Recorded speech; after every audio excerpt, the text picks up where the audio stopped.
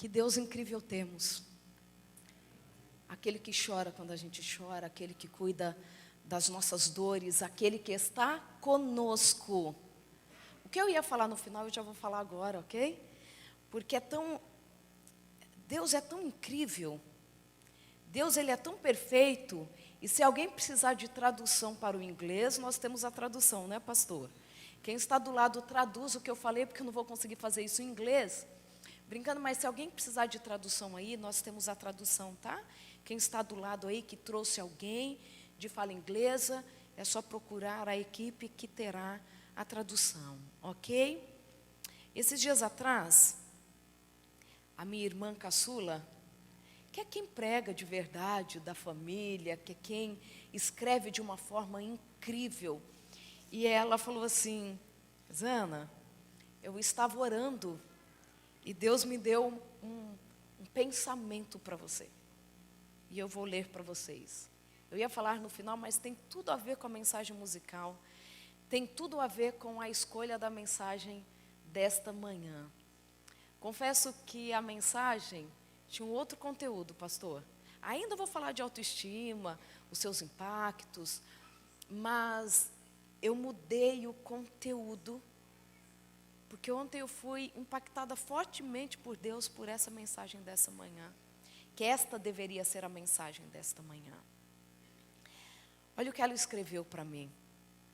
A presença do Eterno transformou uma tenda no deserto em templo, uma sarça em um lugar de transformação, um barco a naufragar em um lugar de refúgio e adoração, uma manjedoura num lugar de redenção, uma cruz num lugar de perdão. Não é sobre milagres, é sobre presença. O que faz a diferença é a presença de Jesus.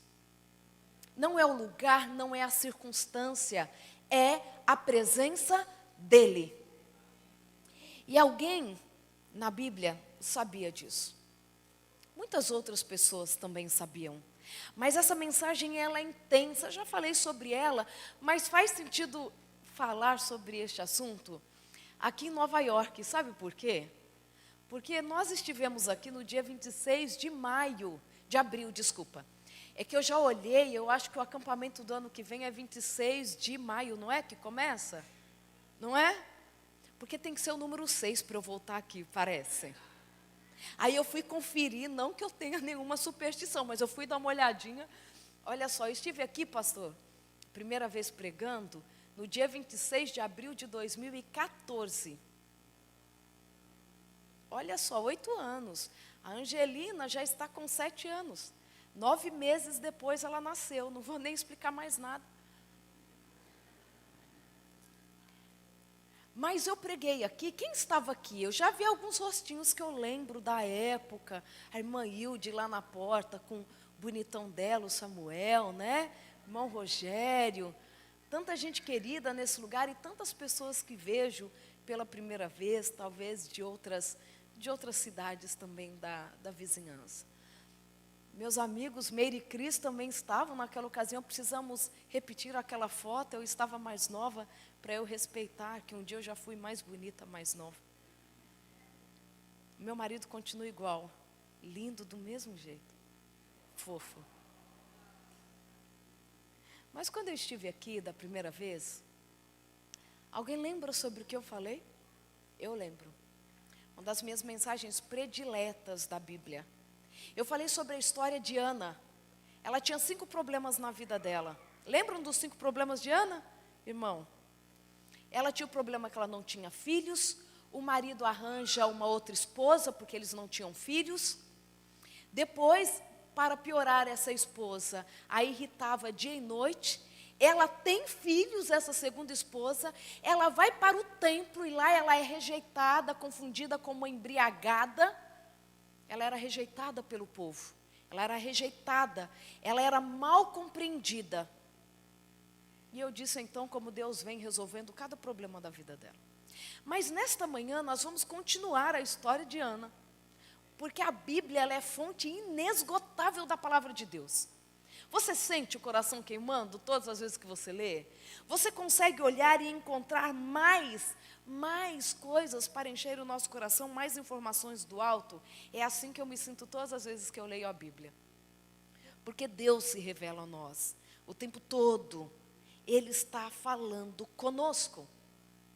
E nesta manhã nós vamos nos concentrar na oração de Ana. Porque só da oração de Ana nós poderíamos ficar aqui a semana inteira conversando. Todas as vezes que eu leio esta oração, Deus coloca mais uma lição no meu coração. Porque ela é linda demais. Deus é bom o tempo todo. Vamos orar mais uma vez? Nós estamos em oração desde que entramos aqui. Nós escutamos Deus falando conosco, nós falando com Ele por meio da mensagem musical tão linda. Já me perguntaram até onde eu estava com um rapaz cantando tão lindo. Deus abençoe. Aí eu me exibi, falei, estou em Nova York. Foi muito chique falar isso. Mas, queridos, vamos orar mais uma vez? Ó Pai querido, nós estamos muito felizes porque estamos na Tua casa. Estamos felizes porque é o Senhor quem cuida de nós. Estamos com o coração transbordando porque sabemos que o Senhor irás voltar, livrando-nos de todo mal, colocando-nos ao Teu lado de forma física, de forma visível. Poderemos olhar para os Teus olhos. Obrigada, Senhor, porque este dia já está marcado no calendário do universo. E nós estamos Te esperando, nosso coração queima, aguardando por esse dia. Queremos nesta manhã aprender ainda mais sobre Tua palavra, para colocá-la em prática em nossa vida. É o que pedimos em nome de Jesus. Amém. Amém. Você já sabe, Ana morava onde? Em Ramataim. Ela era descendente da família de Zuf, porque ela era casada com Eucana. E eles desciam todos os dias. A Bíblia fala que eles iam todos os anos, viajavam até Siló. Eu acho que algumas versões falam que eles desciam até Siló, porque eu acho que era um hábito falar, né? Estou descendo no centro. Será que é isso? Porque as pessoas têm a ideia de falar, eu estou descendo. A minha versão fala que eles viajavam até Siló todos os anos. Você sabia que Siló ficava a 50 quilômetros de distância de Ramataim e era uma subida? A gente não tem essa noção, né? A viagem já era sofrida. Talvez não fosse tão íngreme, mas só de subir 50 quilômetros ou só de descer 50 quilômetros já dá um cansaço, né? Então eles tinham que fazer essa viagem todos os anos. Eles não tinham que fazer, eles faziam todos os anos, porque a maioria das famílias não fazia mais isso. Todos os anos eles andavam 50 quilômetros acima, indo para Siló. Chegavam lá, vocês sabem que eles adoravam, ofereciam sacrifícios. Eucana dava para Ana 10 porções a mais e mesmo assim ela chorava. Ela chorava porque a sua situação ela era muito difícil. Deixa eu te falar uma coisa. Ana, ela vivia o trauma de não ter um filho. Ok? O trauma é qualquer circunstância que se instala na sua vida, que pode fragmentar a sua personalidade ou fazer você só pensar naquilo durante os anos. Quando o esposo dela fala assim, Ana, por acaso eu não sou melhor para você do que 10 filhos? E ela chora. Ele tratá-la bem não substituía no coração dela o desejo de ter um filho. Ela só pensava no filho. Se tornou o centro da vida de Ana. Ela queria um filho. Ana vivia o trauma de não ter um filho. E quem tocasse no assunto, ou quem de alguma forma a machucasse por esse motivo, a deixava extremamente triste. A gente sabe que Penina era a própria personificação de Satanás na Bíblia. Ellen White fala que Penina foi uma das piores pessoas que existiu na face da terra. Você tem noção de ter essa mulher dentro da sua tenda? Não vou falar disso não, porque para quem não assistiu, quem está nos acompanhando pela internet, essa mensagem está no canal da igreja aqui de Nova York. A Luso Brasileira é assim, né? Luso Brasileira e As de Luso Brasileira, New York. E aí você vai poder assistir. Lá eu estou mais nova, cabelo curtinho, mas sou eu mesma, tá? Continuo magra igual. Estou de preto igual, mas a parte de cima do vestido era verde. E aí, não vou entrar muito nesse detalhe. Ela está chorando, porque eu quero que a gente chegue na oração dela. Ela não conseguia nem se recompor, a partir do versículo 9. Naquele dia, depois de comer, Ana se recompôs, porque ela chorava muito. Lembrem disso? Ela estava chorando muito, depois de se recompor. Ela escapuliu de mansinho para o santuário. O sacerdote Eli, como de costume, estava sentado numa cadeira à entrada do santuário. Aflita, Ana orou ao Eterno. Olha a oração. É o ponto principal da nossa meditação dessa manhã. Ana orou ao Eterno. Aflita, desconsolada, ela chorava. Você consegue entender como estava Ana? Aflita, ela orava, mas desconsolada, ela chorava. Ela não estava assim, não. É tanto que o sacerdote consegue ver que aquela mulher está esquisita. Não é assim? Então ela fez um voto. Ó Senhor dos exércitos dos anjos, se atentares para o meu sofrimento, se deixares de me ignorar e agires a meu favor, dando-me um filho, eu o dedicarei sem reservas a ti. Eu o separarei para uma vida de santa disciplina. Sabe? Quando Ana começa a orar, e é tão interessante, que ela fala assim, ó Senhor dos exércitos, depois de ter feito um voto. Ana faz um voto.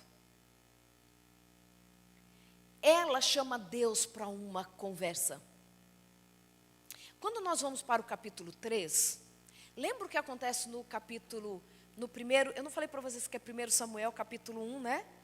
1 Samuel capítulo 1. Como começa a história ali de Ana, o pedido de Ana, a gente acha que é óbvio, né? As pessoas saberem, mas nem sempre é. 1 Samuel capítulo 1, a partir do versículo 9 é que diz que ela então fez um voto ao Senhor. E ela fala assim, ó Senhor, eu preciso conversar com o Senhor, ó, se atentares ao meu voto. Quando a gente vai para o capítulo 3, é no capítulo 3 que Deus fala com Samuel, não é? O menino Samuel dormia e Deus o chamou, não foi? Samuel, Samuel, Samuel. E quando nós vamos para o capítulo 3, lá diz que há muito Deus não se revelava aos israelitas. Era mais de um século de imoralidade que o povo estava vivendo. Era mais de um século que o povo estava distante de Deus. Deus não se revelava mais. Ninguém mais via a manifestação de Deus no meio do povo. Já era mais de um século de prejuízo espiritual naquela nação. Mas sabe o que acontece? Deus não fala com o povo, mas Ana fala com Deus. Deus não se manifestou para Ana. Ela ora e Deus continua em silêncio.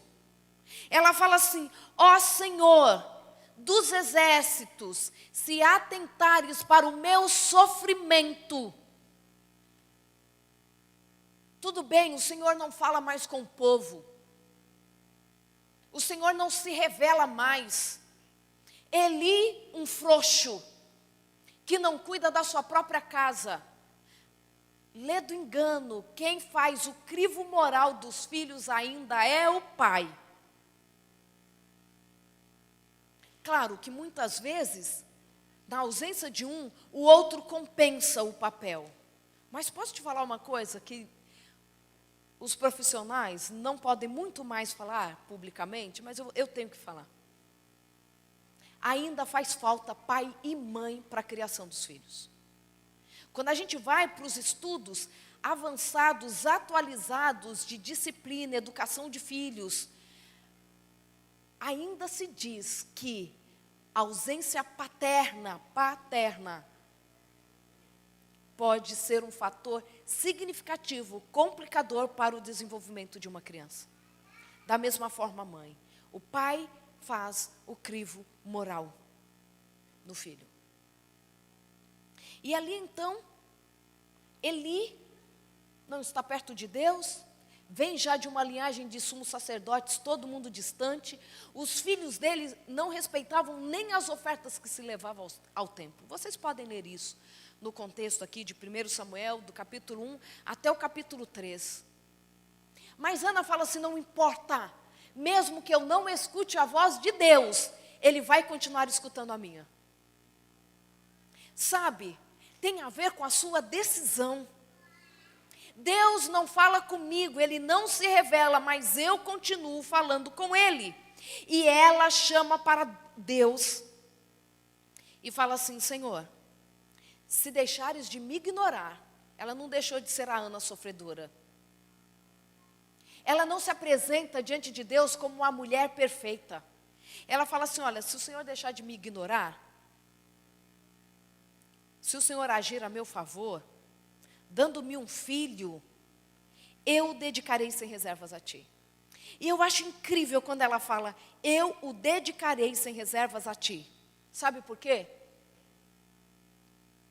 Porque você vai entender o que eu vou falar agora. Ana não tinha um filho, certo? Qual era o problema dela que ela queria que Deus resolvesse? Dando a ela um filho, não era? Mas por que ela fala assim, Senhor, se me deres um filho, eu o dedicarei sem reservas a ti. Sabe o que ela está falando aqui? Sabe o que ela está falando para Deus nesta frase? E aqui eu quero que seja o seu acordo com Deus, em nome de Jesus. Em outras palavras, sabe o que ela está falando para Deus? Senhor, se resolveres o meu problema, eu resolvo o seu. Se resolveres o meu problema, eu dou para o Senhor o novo líder dessa nação. Um menino que vai escutar a sua voz. Se resolveres o meu problema, eu vou dedicar esse filho para o Senhor. Ele vai ser o novo sumo sacerdote desse país. Me arrepia todas as vezes que eu penso nisso. Você, eu sei que tem pedidos no seu coração. Eu sei. Quando Deus resolver o seu problema, qual o problema de Deus que você vai estar resolvendo? Quando Deus restaurar o seu casamento, o que você fará com esse casamento restaurado? Ele vai servir para restaurar outros casamentos? O que você vai fazer com o seu problema, com a sua dor? Você vai usar em forma de ministério? Eu gosto muito de falar isso. Eu aprendi com uma amiga pastora em Campinas. E ela uma vez me disse assim, e isso nunca saiu do meu coração. Ela sofreu depressão, pastor, por muitos anos. Ela ficou 2 anos dentro de um quarto, no escuro. Ela nem sabe quantas vezes ela tomava banho. Marido pastor tinha que se desdobrar para trazer desculpas para a igreja, porque a esposa não estava aparecendo aos cultos. Ela não penteava os cabelos, ela não cuidava dos filhos. 2 anos sem sair de casa. Mas um dia, Deus a curou. E ela me disse uma frase que tocou o meu coração. E ela disse assim, amiga, a minha dor é o meu ministério. Eu transformei a minha dor em ministério. E ela abriu um projeto lindo que se chama Clínica da Alma. onde as pessoas que têm depressão, ansiedade, podem ir lá para receber atendimento gratuito. O que você vai fazer com a sua dor? Você vai transformar isso em ministério? Você vai usar a sua história para consolar a outras pessoas? Quando Deus responder a sua oração, o que você vai fazer com a sua oração respondida? Dando-me um filho, eu o dedicarei sem reservas a ti.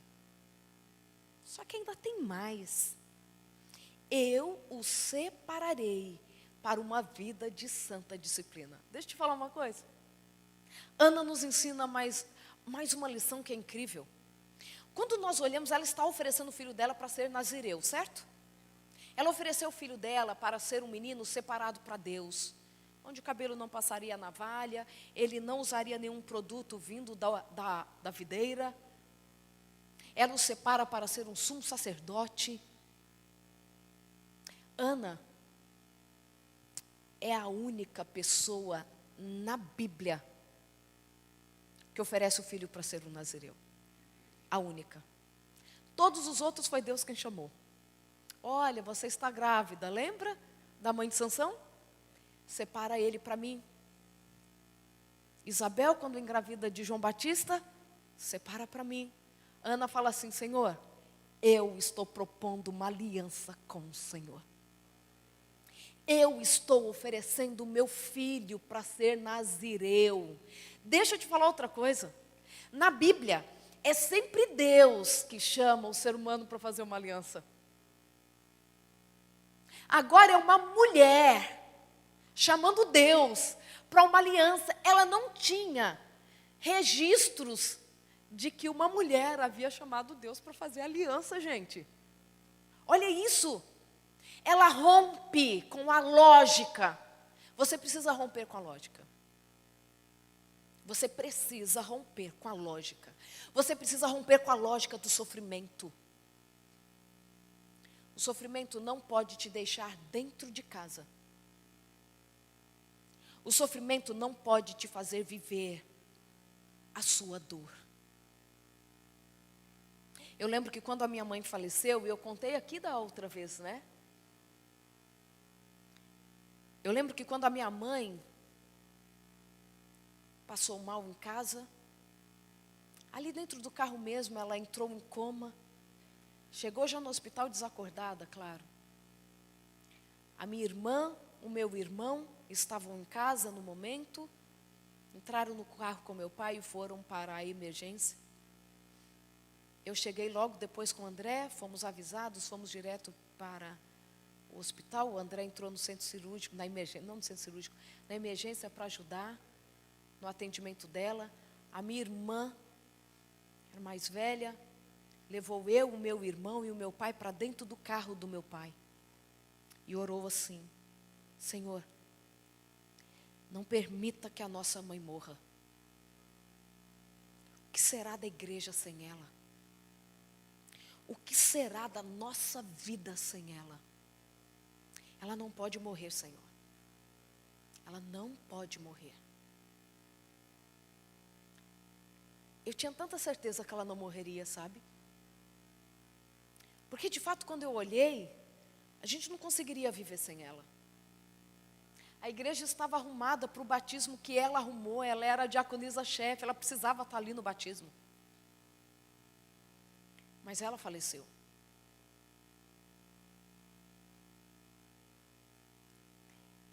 E a partir daquele momento, e eu sei que a gente tem o nosso momento de dor, Deus respeita o nosso luto, mas chega uma hora que a gente tem que levantar.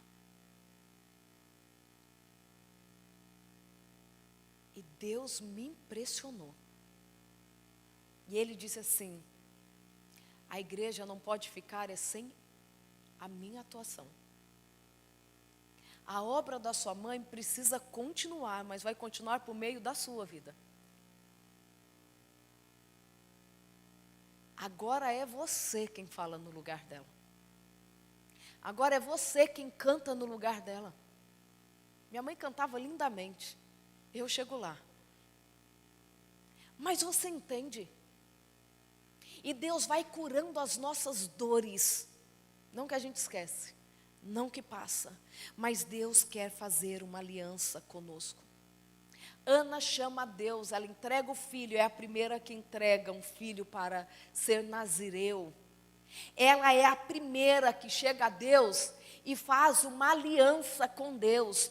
Nós temos, até anotei aqui, o professor Alexander Rolfe, ele identifica 4 alianças no corpo do Pentateuco. Essas quatro alianças, não, são 5, né? São 4 alianças mesmo, a quinta é de Ana. Deus fez 4 alianças, a primeira delas está em Gênesis 9, que ele faz uma aliança lá no dilúvio com Noé, o arco-íris, representada pelo arco-íris. Em Gênesis 17, ele faz uma aliança com Abraão por meio da circuncisão, de que ali em diante ele seria uma grande nação que representaria a Deus. Êxodo 31, Deus faz uma nova aliança com o povo e o símbolo é o sábado. Números 25, Deus faz uma aliança por causa de Finéias, Deus cessou a ira contra o povo. E esta aliança é representada pelo sacerdócio. E agora, nós encontramos Ana fazendo uma aliança com Deus. Fazendo uma aliança com Deus. Você é convidado por Deus para romper com a lógica, para se aproximar mais dEle, para ir para um nível mais profundo da sua fé com Ele. Quando Deus resolver o seu problema, qual o problema de Deus que você vai resolver? Isso não é barganha, não. Isso é olhar para o reino com interesse, sair do nosso lugar, das nossas necessidades e dizer assim: Senhor, o que colocares em minhas mãos voltará para ti em forma de serviço. Eu não sei se você espera um documento nesse país. Eu não sei se você espera pelo seu casamento, pela sua profissão. Eu não sei o que você espera, o que você tem pedido para Deus, mas comece a planejar o que o reino de Deus ganhará quando a sua oração for atendida. Porque senão, nós vamos continuar no lugar de pedintes. De pedintes. Me dá, me dá, me dá. Qual é o seu projeto com Deus? Saia do lugar de pedinte e vá para o lugar de parceiro. Sabe por quê? Por isso que eu falo, olha, dá para a gente conversar sobre essa oração a semana inteira. Ali no início do versículo 11, fala assim: então ela fez um voto. Talvez você não saiba, e isso aqueceu o meu coração. A palavra que ela usa aqui, então ela fez um voto. Sabe o que significa no original, essa palavra voto? Também ela é a única que usa essa palavra. É a única que usa essa palavra. Então, o voto, essa palavra voto no original significa, então ela chamou Deus para uma parceria. Ela saiu do lugar de pedinte e se coloca no lugar de parceira. Você entende isso? Quando nós sairmos do lugar de pedintes e entrarmos numa relação de parceria com Deus, a nossa vida volta a ter sentido.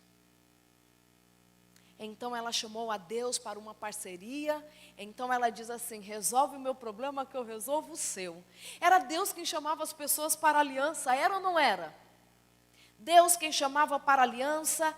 Deus é quem propunha que um menino fosse nazireu.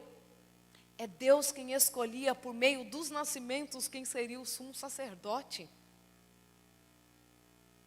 Vá além das suas lágrimas, vá além do seu sofrimento, porque tudo isso pode se transformar no seu ministério. Deixa eu falar uma coisa aqui para a gente que frequenta a igreja, seja você que está nos acompanhando pela internet, ou sejam quem estão aqui. Ana está lá no templo, não está?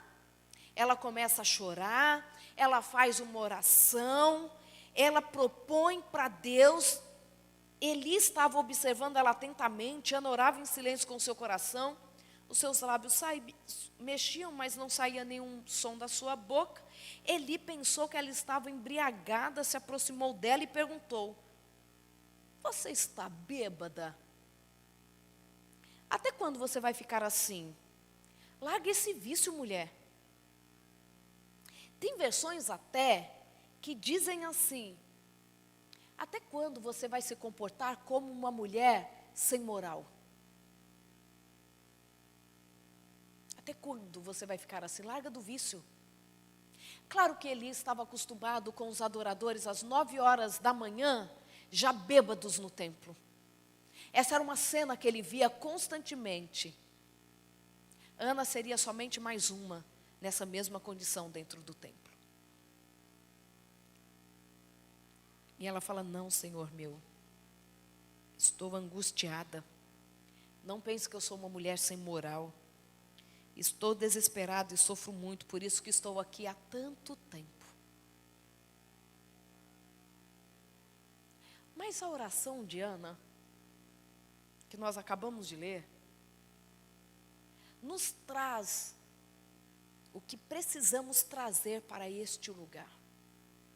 E quando eu falo este lugar, eu falo para o nosso convívio como igreja, como comunidade, para a nossa pertença religiosa. Ana, no lugar de trazer críticas, fala assim: você está me achando bêbada? Por que você não dá uma olhada para os seus filhos? Eles se embriagam, comem da oferta que não é deles. Por que você não vai cuidar da sua casa antes de vir cuidar da minha vida? Ela tinha argumentação para isso ou não tinha? Tinha ou não tinha? Tinha. É tanto que os 2 filhos de Eli morrem na guerra por conta do pecado deles. Mas Ana, no lugar de trazer crítica, ela trouxe solução. Senhor, esse lugar aqui está precisando de reforma. Esse lugar aqui, Senhor, está precisando de reavivamento. O seu povo precisa ouvir a sua voz de novo. Eu estou aqui propondo para o Senhor uma aliança, para que nós tragamos novamente a sua luz para dentro do templo. Você entende qual é a sua função aqui? Você entende? O seu lugar aqui é trazer solução e não crítica. É trazer novo tempo para aquilo que precisa de um novo tempo. Ela entra naquele lugar já propondo solução. E ali então, ela propõe fazer daquele povo, novamente, o povo de Deus. Ela sai daquele templo sem ouvir a voz de Deus.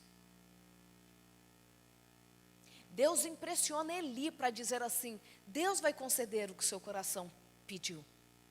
Deus vai conceder. Ela podia nem ter acreditado, né? Porque Eli não dava conta dele mesmo.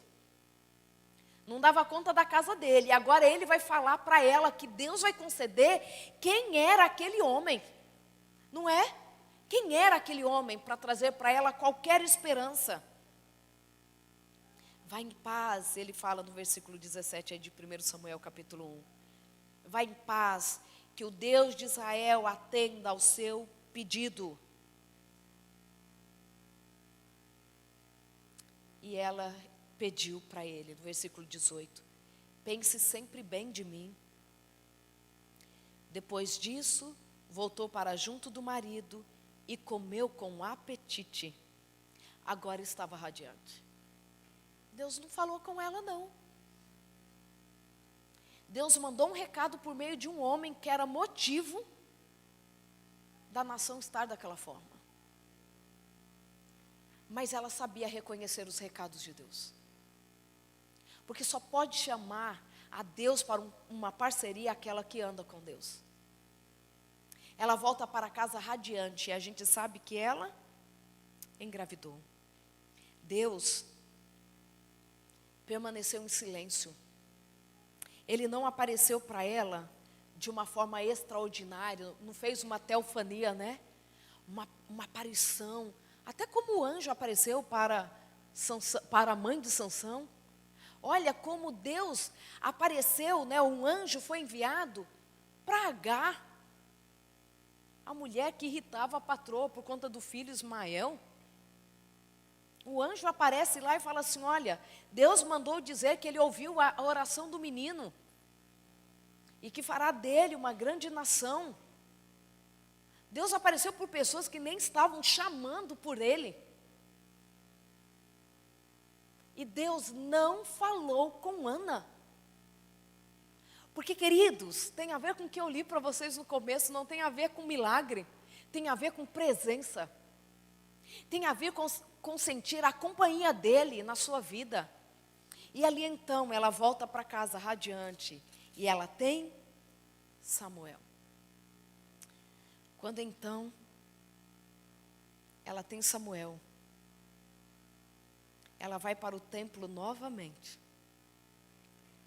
Ali então ela deixa o seu filho. O versículo 25, 1 Samuel capítulo 1, versículo 25 e o versículo 26. Eles mataram o novilho e depois levaram o menino a Eli. Ana disse: Senhor, acredita que eu sou aquela mulher que estava neste mesmo lugar diante do Senhor, orando ao Eterno? Eu orava por esta criança e o Eterno concedeu a mim o que pedi. Agora eu estou dedicando ao Eterno por toda a vida. Ela não quebrou a aliança que ela fez com Deus. Eles adoraram ao Eterno ali. E o capítulo 2 começa a dizer que Ana orou por meio de uma canção. Essa canção de Ana, ela é tão importante, mas tão importante. Ela é considerada uma das orações centrais para as mulheres de Israel. É tanto que quando Maria, mãe de Jesus, está grávida e encontra com Isabel e ela canta, ela usa uma porção da canção de Ana para dizer sobre o Messias. E essa oração, ela é tão incrível que eu quero lê-la rapidamente com você, a partir do versículo 6. Não, a partir do versículo 2, temos uns minutos ainda, né, pastor? Capítulo 2, aí de 1 Samuel mesmo, 1 Samuel, capítulo 2, no capítulo 2, a partir do versículo 1.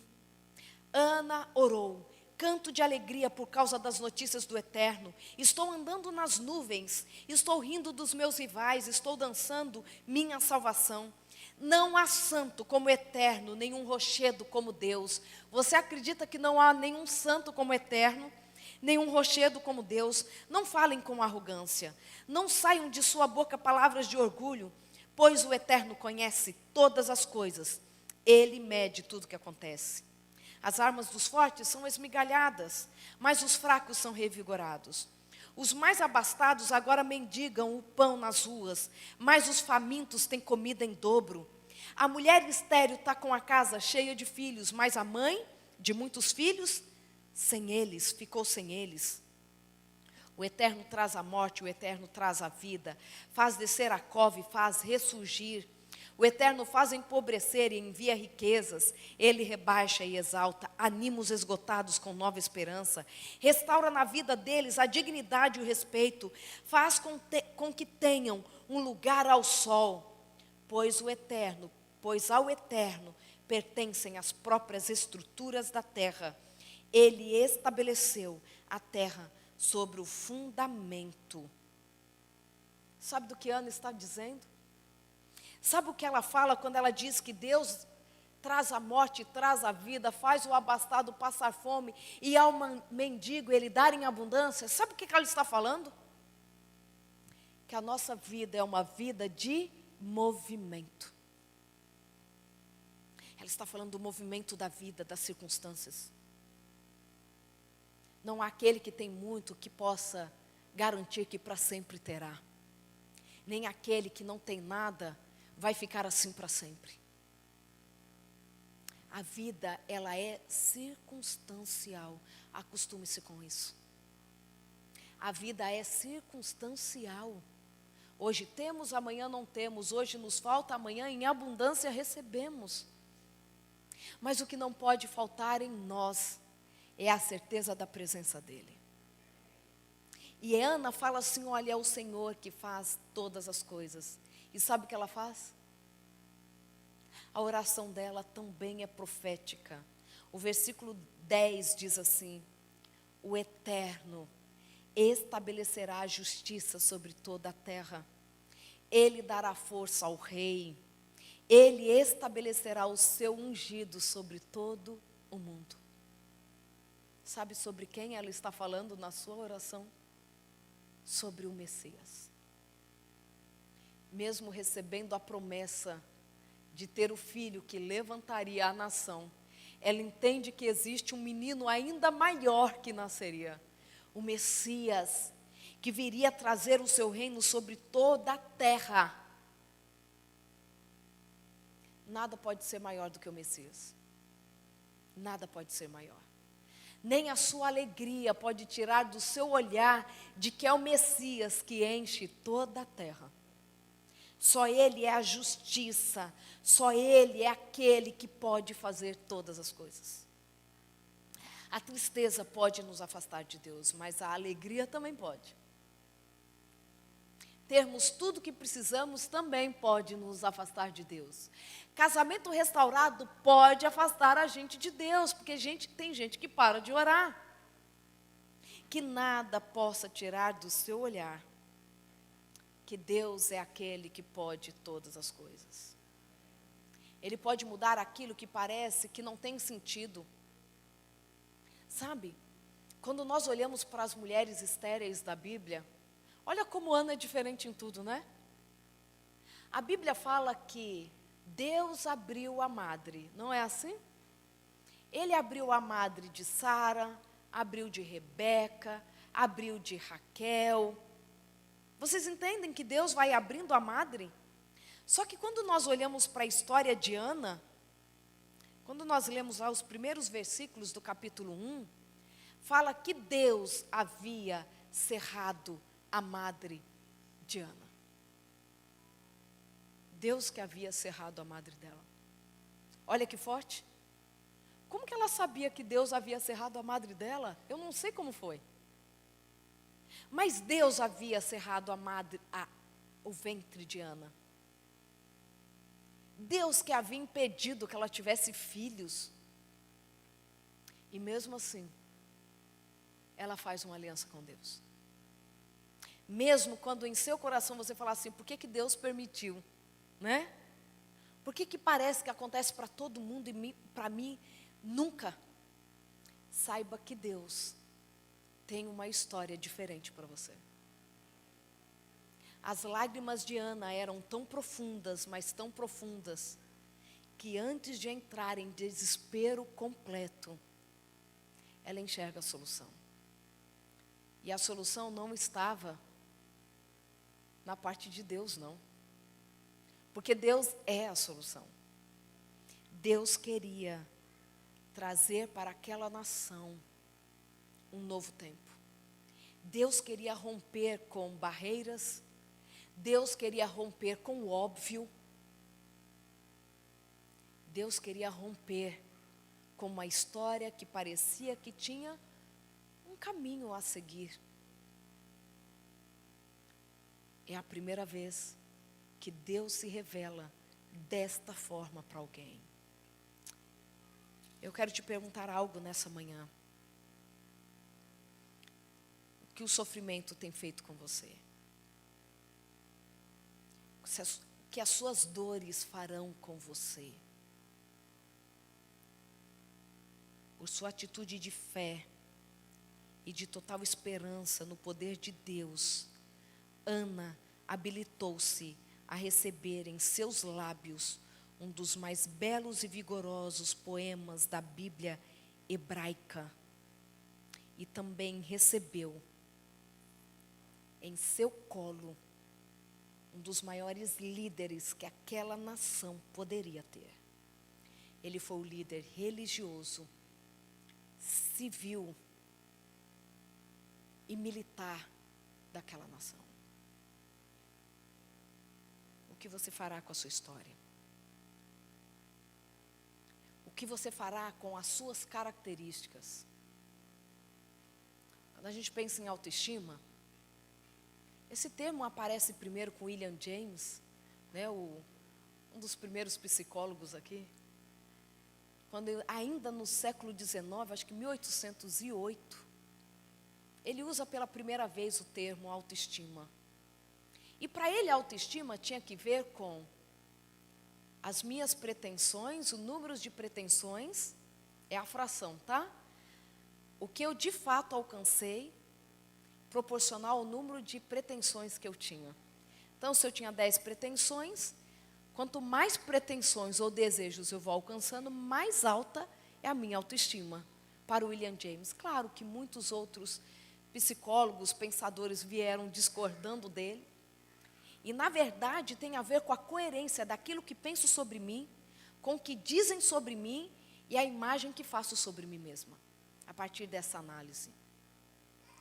Ana tinha tudo para não ter uma autoestima satisfatória, saudável. Ela não tinha filhos, Deus havia cerrado a madre dela, ela era rejeitada. Quando está orando, é considerada uma embriagada. Mas ela sabia que a autoestima dela não dependia dela. Dependia do Deus em quem ela acreditava.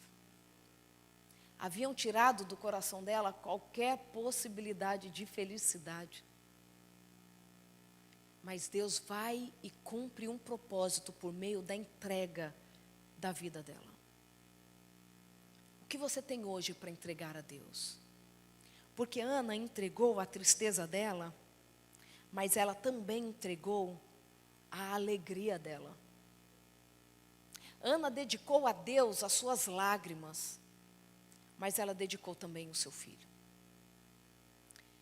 Deus, Ele quer usar a todos nós. Deus tem outras pessoas para alcançar por meio da nossa história, da nossa vida, nos nossos contextos, nos nossos ambientes. Como Deus pode te usar mais? O que você tem para entregar para o reino? Eu não sei se nessa manhã você tem lágrimas para entregar para o reino. Ou se você já recebeu o que Ele tem para você, o que Ele tinha para você. Eu sei que a Meire pode ajudar muitas mães que um dia enfrentaram a UTI com os filhos. Não é? Você sabe caminhos. Você sabe qual é essa dor. Eu não entendo essa dor, Meire. Você sabe qual é essa dor. Você é a pessoa mais indicada para consolar mulheres com os filhos na UTI. Neuza, Deus tem ministério para você. Deus tem ministério para você. A sua dor, a gente não sabe o que ela é. Deus tem ministério para a sua vida. Faça da sua dor ministério. Pega a sua dor e fala assim: Senhor, estou te chamando para uma aliança. Faço diante de ti um voto. Resolve o meu problema que eu resolvo o seu. Resolve o meu problema que eu vou fazer as pessoas entenderem que o Senhor tem planos mesmo no meio da dor. E Deus volta a falar com o povo de Israel por meio do seu filho, que ainda era um garotinho. Antes que a luz do templo se apagasse. Você pode ler em casa. 1 Samuel capítulo 3. Antes que a luz do templo se apagasse, Deus chamou o menino Samuel. Tem maior satisfação para a mãe, ela queria ouvir a voz de Deus. Mas tem coisa melhor para a mãe do que Deus falar com um filho? Ana achava que seria grande privilégio Deus falar com ela, mas Deus fala com o filhinho dela, pequenininho. Se você tem algo para colocar no coração de Deus nessa manhã, eu te convido para vir aqui à frente. Eu não sei se você tem dor para derramar nesse altar. Eu não sei se você tem dor aí em casa para derramar diante de Deus. Mas não permita mais que o seu choro seja vazio. Não permita mais que o seu sofrimento seja só para abrir mais um buraco. Fala, Senhor, eu ainda não entendo, eu ainda não sei fazer isso, a minha vida ainda está marcada por dores, por angústias, mas por favor, Senhor, quero colocar as minhas lágrimas diante do Senhor, faça uma aliança comigo, faz um voto, resolve o meu problema que eu resolvo o seu, dá o consolo que eu vou consolar, restaura o casamento que eu vou mostrar para as pessoas que é possível, casamento restaurado. Sabe, quando Deus faz um milagre, Ele precisa ser usado em forma de testemunho. Não, meu casamento não tem mais jeito, tem sim. Eu estava à beira do divórcio, não aguentava mais nem olhar para o meu marido, Deus veio e restaurou o casamento. Deus restaurou o casamento sim, Ele restaurou o meu. Deus faz isso com a mulher samaritana. Ela tinha vergonha da história dela, é por isso que ela ia ao meio-dia, né? Os amigos de New Jersey, falei sobre isso lá. Ela ia ao meio-dia buscar água, porque ela tinha vergonha, mas depois ela pega aquela história dela, e vai lá à cidade, e fala assim, esse homem que eu conheci, ele contou tudo a meu respeito, a sua dor e a sua vergonha, Deus está chamando, para que se transforme em testemunho, para que se transforme em forma de salvar outras vidas. Eu quero orar com você, Neuza.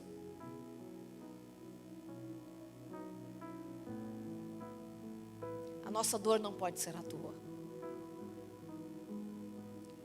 O nosso sofrimento não pode só ficar nas lágrimas. Luta, testemunhe, força sempre. Deus vai um dia cumprir. Olha, Neuza, eu quero ler para você de novo.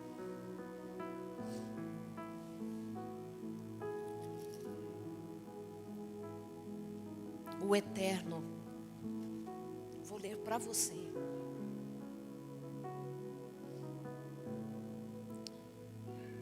Primeira Samuel. Quem mais tem lágrimas pode vir aqui. Estou chamando a todos. Rômulo, preciso de você aqui. Quem tem uma dor ou passou por uma dor e quer transformar em ministério, você precisa vir aqui.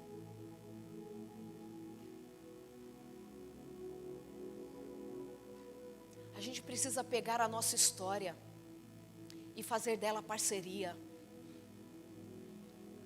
Sabe por quê, Neuza? Sabe por quê, Rômulo? Sabe por quê, Meire? Sabe por quê, Rogério? Sabe por quê a todos vocês que estão aqui? O Eterno estabelecerá a justiça sobre toda a terra. Ele dará força ao rei. Ele estabelecerá o seu ungido sobre todo mundo. Esse dia está chegando. A volta de Jesus é próxima. O ungido dele inundará a terra. O ungido dele virá e dirá assim: ó morte, onde está o seu aguilhão? Pecado, você não destrói mais. Porque isso é o pecado. O pecado é injusto, não é? Justiça significa na medida certa, no seu original.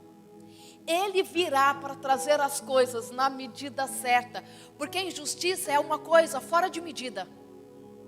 O pecado é injusto porque ele tira as coisas da medida. Mas o Rei da Justiça, que faz as coisas na medida certa, virá e inundará toda a terra. É esse Deus que nós estamos esperando. É esse Deus que está voltando. O que você fará com o seu sofrimento? O que você fará quando Deus responder à sua oração? O que você fará com as suas lágrimas? Que ela não seja só o buraco no coração. Que ela seja ministério. Que que ela seja a restauração. Pega aí sua última força no coração. Pega a última força. Pega a sua última força, não para falar de novo porque, Senhor.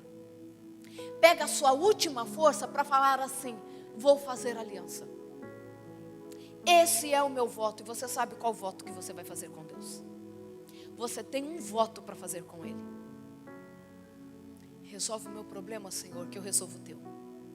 E Jesus vai voltar quando nós estivermos cumprindo o nosso voto. E quando a gente cumpre voto, os dias passam mais rápido. Quando estamos envolvidos, as nossas dores vão acomodando. Não se iludam. A minha dor foi acomodando quando eu falei: agora eu prego no lugar da minha mãe.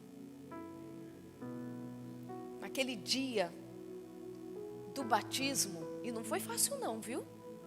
Naquele dia do batismo eu estava lá organizando no lugar dela. Deus não consolou o meu coração com o nascimento da Angelina. Ele já havia consolado. Mas sabe, completo só quando Ele voltar. Para a gente não acostumar com esse mundo também não, sabe? A gente não pode acostumar com esse mundo não, queridos. O mundo jaz no maligno. Tudo que vivemos é circunstancial. Deus é o nosso Deus de amor. Posso orar com vocês nesse momento? Aqueles que ainda estão sentados podem ficar em pé para orarmos juntos. Você que está nos acompanhando, coloque diante de Deus o que você precisa colocar. Porque só nele somos fortes. Ó Pai querido, estamos diante de Ti. Estamos diante de Ti da forma que nos encontramos. Nós estamos diante de Ti como estava Ana, colocando o que temos nas nossas mãos. Colocando os nossos problemas, colocando as nossas dores, colocando as nossas angústias, colocando quem somos. Colocando diante de Ti até mesmo aquele pedido que o Senhor já realizou e nós temos guardado para nós a história nova que o Senhor escreveu. Queremos fazer uma aliança contigo. O Senhor é quem resolve o nosso problema e queremos atuar para ajudar a resolver o teu problema. Quer ver os teus filhos sofrendo, aqueles a quem o Senhor criou. Usa-nos, Senhor. Estão diante de Ti muitas lágrimas, mas principalmente de forma exagerada e abundante a nossa confiança em Ti.